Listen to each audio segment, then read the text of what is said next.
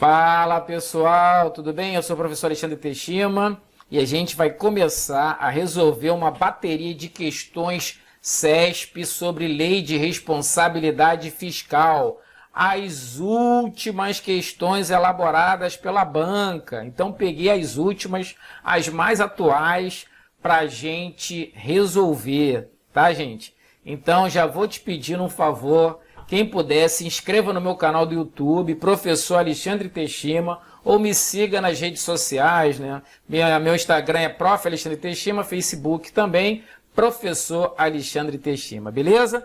Então, esse é o pedido que eu faço encarecidamente. Eu estou sempre lá postando conteúdos novos, né? Dicas importantes e atualização da matéria, né? Eu leciono AFO, Controle Externo e Contabilidade Pública.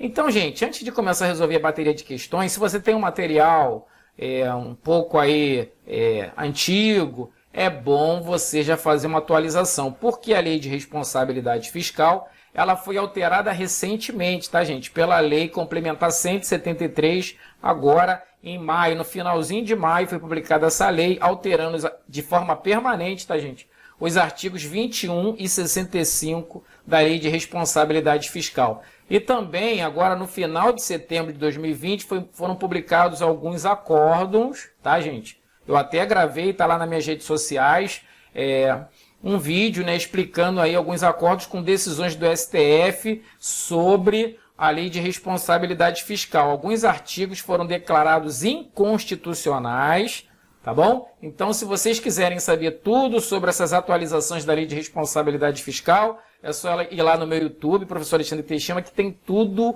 bem explicadinho para vocês não perderem nenhuma questão em prova, tá legal? Então vamos lá para a nossa bateria, pegar as últimas questões CESP agora. Vamos lá!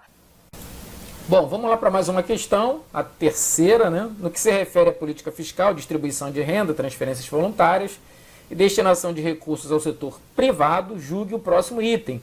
A destinação de recursos públicos ao setor privado é decisão idiosincrática do agente público executor de um programa de governo e independe de autorização em lei específica. Então, destinar recursos públicos independe de autorização específica. Então, esse item está errado. Como a gente visualiza aqui, ó, no artigo 26, fala o seguinte da Lei de Responsabilidade Fiscal. A destinação de recursos públicos para direta e indiretamente cumprir necessidades de pessoas físicas ou déficits de pessoa jurídica deverá ser autorizada por lei específica, atender às condições estabelecidas na Lei de Diretrizes Orçamentárias e está prevista no orçamento ou em seus créditos adicionais, tá bom? Então, o artigo 26 ele acaba vedando esse procedimento. Então, pessoal, eu sempre gosto de usar exemplo, né? Imagina um determinado chefe do executivo, né? Um prefeito, um governador, que resolva ajudar o seu time de coração, né? Então, vamos lá, vamos supor que o seu time de coração lá está com muita dívida, não está conseguindo pagar suas despesas de custeio, e aí o prefeito, o governador fala assim, não, vou ajudar o meu time de coração, vou transferir recursos para o meu time de coração. Esse time de coração, né? É setor privado, não pertence à administração pública. Ele não pode fazer isso por vontade única e específica, né? Como a gente visualizou. Tem que ter uma autorização por lei específica, vai ter que ter também previsão, atender as condições da LDO, ter previsão no orçamento ou mediante créditos adicionais.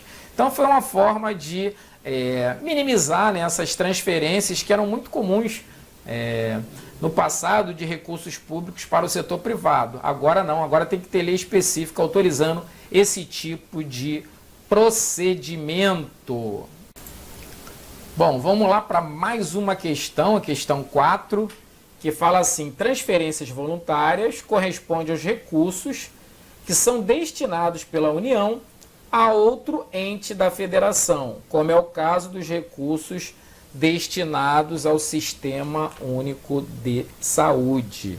Então, transferências voluntárias correspondem aos recursos que são destinados pela União a outros entes da federação, como é o caso né, dos recursos destinados ao Sistema Único de Saúde. Errado. Né? O próprio artigo da LRF fala que se for destinados ao Sistema Único de Saúde, não é considerado transferência voluntária. Vamos visualizar o artigo que fala sobre transferência voluntária? Bom, esse aqui é o 25. Ó. Para efeito desta lei complementar, entende-se por transferência voluntária a entrega de recursos. Pode ser recurso corrente ou de capital, tá, gente? Não tem, não é só para recurso corrente, não, de capital também. A outro ente da federação, a título de cooperação, auxílio ou assistência financeira, que não decorra de determinação constitucional, legal ou destinados ao Sistema Único de Saúde. Então, nesses 3 casos, não é considerado transferência voluntária, tá legal? Então, pessoal, um detalhe importante que a LRF, quando um ente, né, descumpre algumas das regras da Lei de Responsabilidade Fiscal, uma das sanções é não poder receber transferências voluntárias. Só que tem que tomar cuidado, o artigo 25 ele deixa bem claro, transferência voluntária é diferente de transferência obrigatória. Se for uma transferência, por exemplo, tributária, a cota parte do ICMS, cota parte do IPVA, cota parte do FPM, FPE, que são transferências tributárias, já não é transferências voluntárias. Essas nunca serão restrições da Lei de Responsabilidade Fiscal. Essas são obrigatórias. A mesma coisa, royalties do petróleo, também é uma transferência obrigatória, não entra nesse contexto das voluntárias. E também as transferências para o Sistema Único de Saúde. Em regra, tá, gente? As transferências para o Sistema Único de Saúde é determinado por lei. Porém, tem algumas transferências que são feitas, mas sem essa imposição legal. Então, para evitar qualquer problema, o artigo 25 deixou bem claro que se for transferências, né, destinadas ao Sistema Único de Saúde, não é considerado transferência voluntária, não é considerado transferência voluntária e sim obrigatória, tá legal? Então não entraria nesse contexto de voluntária. Então só para ficar bem atento a essa questão aí da regra da diferença, né? O que é transferência voluntária e o que é transferência obrigatória. Bom, vamos lá para a questão 5. A questão 5 fala assim: com relação ao déficit público, reforma administrativa, reforma previdenciária, responsabilidade fiscal, regra de ouro e ordenação de despesas, julgue o item a seguir. Para a criação de ação governamental que acarrete aumento de despesa, é necessária a declaração do ordenador de despesa quanto à adequação financeira. Então, pessoal, o artigo 16, 17, ele trata de regras para essas despesas que impactam exercícios futuros. Então, por exemplo, né, antigamente, para o governo construir um hospital, construir uma escola, um restaurante popular, uma farmácia popular, não precisava de demonstrar nada que não fosse ter autorização legislativa para realizar aquela despesa, ter dotação orçamentária. Só que muitas vezes o ente não tinha condições de manter aquele hospital em funcionamento, aquela escola em funcionamento.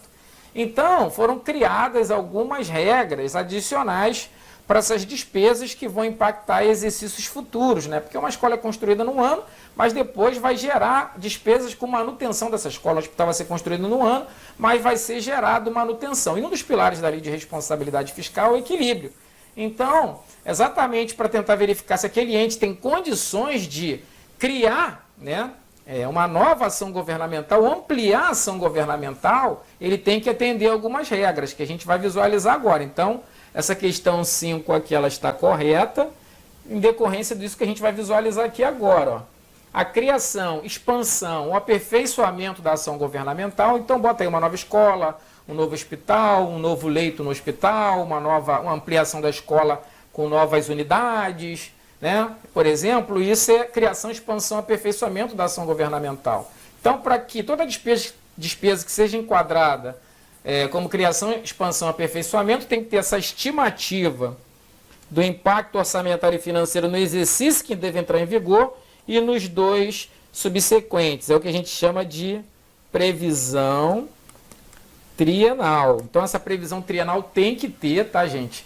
Exatamente para que seja demonstrado que o ente tem condições de manter essa despesa está sendo criada por 3 anos, no exercício que vai entrar em vigor, o funcionamento, por exemplo, dessas escolas nos 2 subsequentes. E uma declaração do ordenador de despesa de que o aumento tem adequação orçamentária e financeira com a Lei Orçamentária Anual e compatibilidade com o PPA e com a LDO. Então, essa declaração do ordenador, né, dizendo que esse aumento de despesa tem adequação orçamentária e financeira, isso aqui é o que a gente chama de um termo de responsabilidade. Exatamente para que, se não houver, se tiver algum problema, a responsabilização seja direcionada para quem autorizou a despesa, né, que gerou, né, no caso, um desequilíbrio orçamentário e financeiro. Exatamente, esse artigo 16 ele tem esse viés, exatamente de evitar que um hospital seja construído e depois ele deixe de funcionar, né, ou nem entre em funcionamento, ou entre de forma precária em funcionamento. É a mesma coisa uma escola, né? Uma escola ser construída e depois não tenha lá o uso da escola, ou seja, subutilizada aquela escola. E isso é um problema muito sério, né? Porque muitos, na prática, né? Principalmente antes da lei de responsabilidade fiscal, mas acontece muito hoje, vários, né, gestores, ao invés de gastar o dinheiro para deixar uma escola que já está construída em funcionamento adequado, pega aquele dinheiro e constrói outra escola. E aí você fica com 2 escolas, mas que não estão funcionando em condições adequadas. Então esse artigo 16 ele tenta, de alguma forma, evitar esses problemas. Maravilha? Bom, vamos lá para mais uma questão. Questão 6, uma questão recente, 2020, que trata de um tema, né? Na verdade, trata de 2 temas que estão na moda, tá, gente? Então vamos lá para a questão. Define-se regra de ouro como instrumento de controle dos gastos públicos federais que estabelecem o limite, né? Ele está falando aqui da regra de ouro, que essa regra de ouro é um instrumento de controle de gastos públicos que estabelece um limite ao crescimento das despesas do governo durante 20 anos. Gente, está errado, né? Na verdade, não seria regra de ouro, né? Aqui seria que a gente chama de âncora fiscal, tá, gente? A regra de ouro é uma âncora fiscal, mas esse que tenta limitar o crescimento das despesas do governo durante 20 anos é outra âncora fiscal chamada teto de gastos. Tá? Então o erro está aí. Mas vamos lá, vamos conhecer um pouquinho mais, né, sobre essas 2 âncoras fiscais que a gente tem que visualizar aqui, ó. A emenda constitucional 95 foi exatamente a emenda que criou, né, o teto de gastos, também conhecida como emenda constitucional do teto de gastos, alterou a Constituição Brasileira de 88 para instituir, ó, esse novo regime fiscal. Trata-se de uma limitação ao crescimento das despesas do governo brasileiro durante 20 anos. Então, entrou em vigor em 2017, essa emenda constitucional de 2016, mas começou a valer em 2017 e vai, por 20 anos, evitar que tenha aumento de despesa. Nos 3 poderes, tá, gente? Tanto nos 3 poderes, como também órgãos que têm autonomia orçamentária e financeira, como o Ministério Público da União e a Defensoria Pública da União. Então, gente, lembrar que o teto de gastos ele só vale para a União, tá? Ele não vale para estados e municípios. Até tem estados e municípios que, se quiser implantar, tem que modificar lá suas respectivas constituições estaduais e leis orgânicas municipais. Então, o teto de gastos ele vale para a União. Então, nessa emenda constitucional a 95, o que foi determinado? Que não pode ter aumento de despesa de um ano para o outro durante 20 anos nos poderes executivo, legislativo e judiciário da União e também no Ministério Público e Defensoria Pública. Ou seja, exemplo, se o Ministério Público gastou 1 bilhão no ano passado, esse ano ele só pode gastar até, no máximo, 1 bilhão, mais somente a correção monetária, que seria o IPCA. Então, basicamente, não pode ter aumento de despesa durante 20 anos. Isso foi uma forma, né, que o governo encontrou para tentar ajustar as contas públicas. Então, isso que é conhecido como teto de gastos, ou novo regime fiscal, que só vale para a União. É uma âncora fiscal, ou seja, o que é âncora fiscal? É um mecanismo que tenta evitar o desequilíbrio das contas públicas a médio e longo prazo, tá bom? Então a gente tem o teto de gastos, tem a regra de ouro e também tem o resultado primário. São as três âncoras para evitar desequilíbrio orçamentário e financeiro. Vamos voltar lá, só para a gente visualizar a regra de ouro. Ó.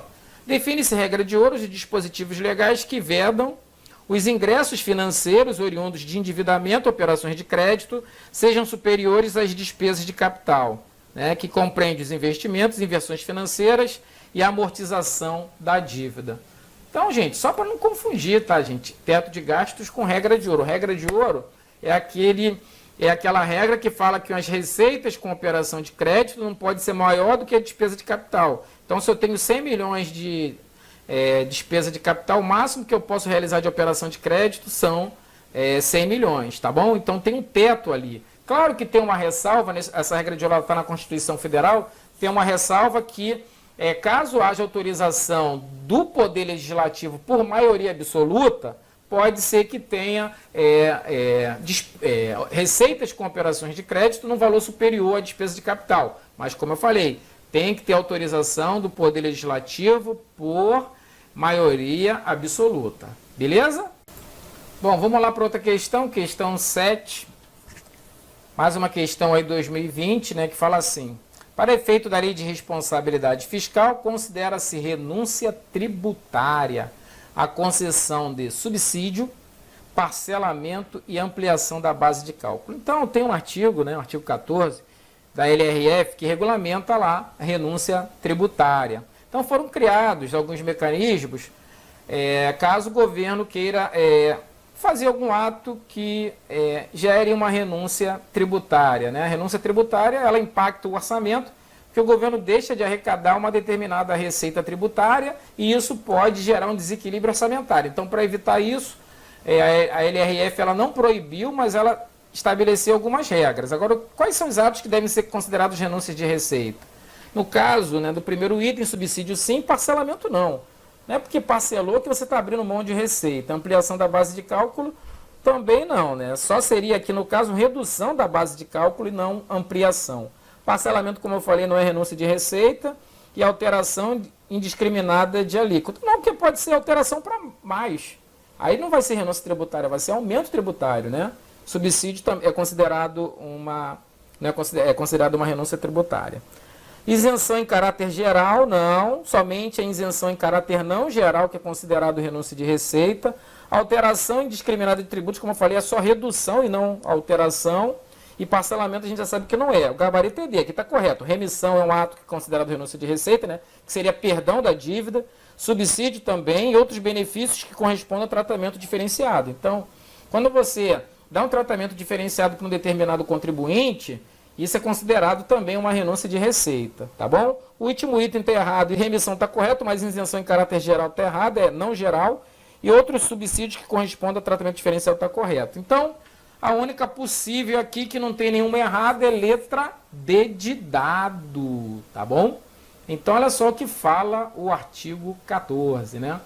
A concessão a ampliação de incentivo ou benefício de natureza tributária, da qual decorra a renúncia de receita, aí tem uma série de regras, né, que o artigo 14 estabelece para a concessão dessas renúncias, só que o parágrafo 1º ele diz o que deve ser compreendido como renúncia tributária. Então, somente anistia, remissão, subsídio, crédito presumido, concessão de isenção em caráter não geral. Cuidado, tá, gente? Se for em caráter geral, não é renúncia. Se for isenção em caráter não geral, é renúncia. Alteração de alíquota ou modificação da base de cálculo que implique redução, tá, gente? Só que implique em redução discriminada de tributos ou contribuições. E outros benefícios que correspondam a tratamento diferenciado, né? O famoso privilégio fiscal. Então, gente, cuidado, tá, gente? Que não é qualquer ato, né? Não é qualquer ato que o governo abra mão de uma determinada receita que entra no contexto do artigo 14. Por exemplo, o governo perdoou a dívida da Venezuela com o Brasil. Isso não entra no artigo 14. Por quê? Não tem natureza tributária. Tem que ser de natureza tributária. Então só vai entrar atos de natureza tributária estabelecidos no parágrafo 1º. Mas cuidado, se for isenção, só é isenção em caráter não geral. Se é alteração de alíquota ou base de cálculo, é só se for redução. Então tem que tomar cuidado com esses dois itens, né, que de vez em quando cai na prova a gente fica ali meio que perdido. Tá legal? Então vamos lá para a questão 8. Mais uma questão 2020. No conceito de receita corrente líquida dos estados, né, então ele quer saber aqui a receita corrente líquida dos estados, são deduzidos os valores das transferências que eles fizerem aos municípios por determinação constitucional. Tá certo isso, gente? Tá certo. Bom, então vamos lá para a gente visualizar o dispositivo, que depois eu faço um comentário. Então, ó, receita corrente líquida, como o nome já diz, né, o somatório das receitas correntes. Só entra a receita corrente. Então vai entrar receita tributária, de contribuições, patrimonial, industrial, agropecuária, de serviços, transferência corrente e outras receitas também correntes. Mas é líquida, então tem algumas deduções. Então vamos especificamente, é claro que para a União tem algumas deduções e para o Estado também. Então nos estados, ó, as parcelas entregues aos municípios por determinação constitucional, tá? Então o gabarito está corretinho. Pessoal, aqui só vai um alerta que é importante.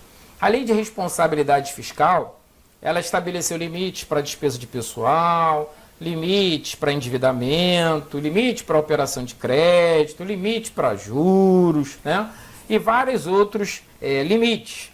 Porém, todos esses limites, tá, gente, está atrelado a uma base de cálculo que é chamada de receita corrente líquida, tá? Não é o orçamento total. Tá? É só a receita corrente líquida. Também não é o somatório de todas as receitas correntes. Tem que deduzir algumas coisas, tá? Porque o objetivo foi o seguinte: o governo recebeu X de receita corrente, mas tem uma parte que a Constituição manda transferir, então não vai ficar no cofre do Estado. Então por que colocar isso como base de cálculo? Tá? Então a ideia foi essa. Então, por exemplo, o Estado, ele tem lá IPVA e ICMS, são receitas tributárias, entra como receita corrente. Porém, tem uma parte desse IPVA arrecadado e ICMS tem que ser passado para municípios.